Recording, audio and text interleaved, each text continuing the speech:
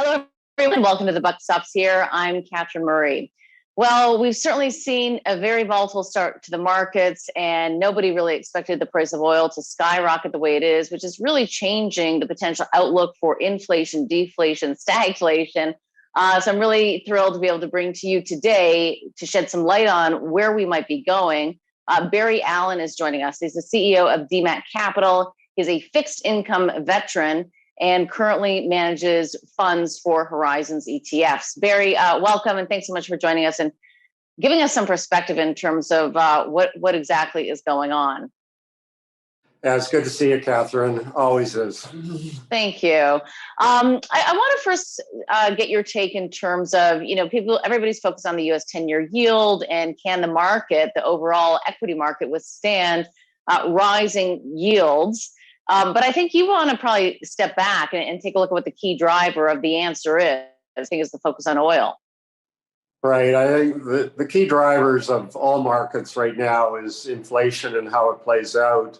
And in my view, the outcome for oil, which is highly uncertain and highly volatile, is going to drive this.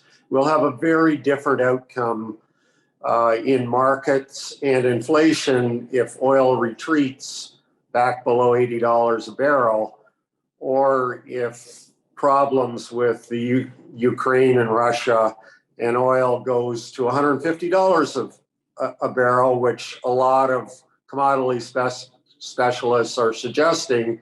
I think those are two very, very different outcomes. Neither one of them are great. But if oil goes to 150, the outcome for financial markets is dramatically worse than if it retreats below 80. Mm-hmm. So right now, just given the fact that you manage money, are you hedging your bets, or are you leaning more towards where you're saying some of the commodity specialists are saying oil's going, which is 150? Yeah, well, I've had very close to zero or negative duration in our funds all the way through the first quarter.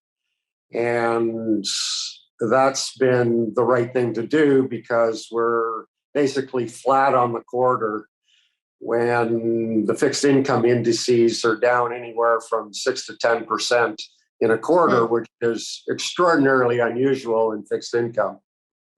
Okay, so you've outperformed by keeping your duration, so your time frame very short in terms of anything that you're buying in the fixed income market, just so that everybody understands what short duration means. That's correct. But, on Tuesday of this week, the entire U.S. yield curve from 2 years to 30 years basically converged at 2.5%. And when that happened, there was a very significant wall of money came in to buy fixed income. That tells me that we're getting close to the top in yields, with the caveat that if oil goes to 150, we'll set a new top in yields. But for now, somewhere in the 250 to 265 range is an area where a lot of money is willing to buy fixed income. What does that mean? Why is that happening?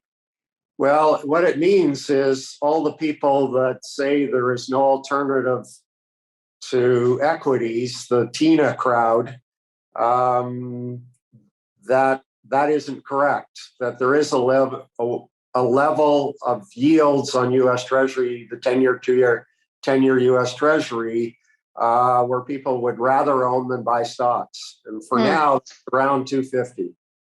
So 250. So people are willing to put money to work and get 2.50% interest rate.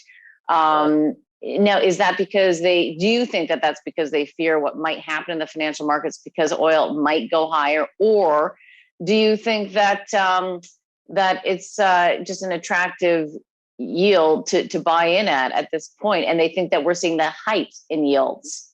I think what they're saying is that the Fed is likely to raise rates to right around 2.5%. And that will slow the economy significantly enough that bond yields will start to fall. and equity prices will probably have declined by that time.